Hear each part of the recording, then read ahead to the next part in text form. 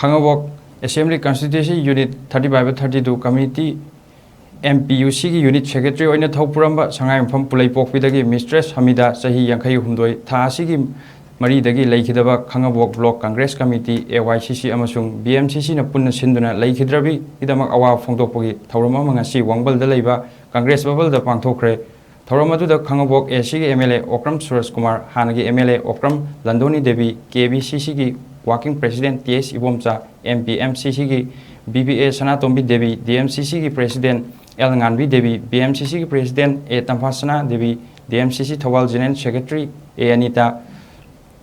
335/32 PUC ki President MD Satar BCC KHANGABOK ki former President MD Hussein Working President TS Ibotombi amadi Thawal District ki Congress Committee ki President N Lukhoi yauna party ki thomi kaya Leikhidabagi mafamda katuna amadi duwa pangthoktuna ikai khumnaba amasung awaba phongdokhi Congress Party ki damak 35/32 MPUC ki Unit Secretary oina Thopuramba kathoktuna lakliba Mistress Hamida na Leikhidabada asi mentionaba ngamlaroidaba mangjaba amani mahakna Leikhidabada awaba amadi ikai khumnaba uchari ibung munungi awaba saruk yajari haina MLA Suraj Kumar na phongdokhi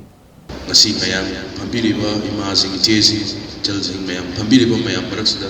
adum phambagal mayam hek function to khudingi dum lakpirambali adubu mayamna isorna mapuna tamdana khara akoidagi hana chatre dubu aina yamna nungaibadi mahaki imung mahaki machanupasing aigi makhada tamoga tawraga kendra sigi chawkhatnaba manipur gi chawkhatnaba akhoi kanna honaminasi na inausing sisu songthokpiraktuna yaubiba haibase ayhaki damakta maruoina akhoi gi party gi damakta maruoina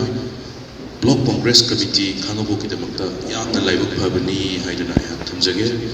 adugi mathakta mahaki imung manungda ngasi awaga tariba se ayhaksu mahaki imung manungda nungaitaba awaba phongdokchari yamna mayamna sumaina mayamna nungsina pullaga leihidaba ama gidamakta mayamna honabiba haibase makhoi potlumdo punna akhoi mayamna puminabani imung sigi potlumdo nungaitabagi potlumdo mayamna khara yangnaba punna lakbidana sumaina tawbiba haibase akhoi gidamakta yamna party sigi damakta block congress damakta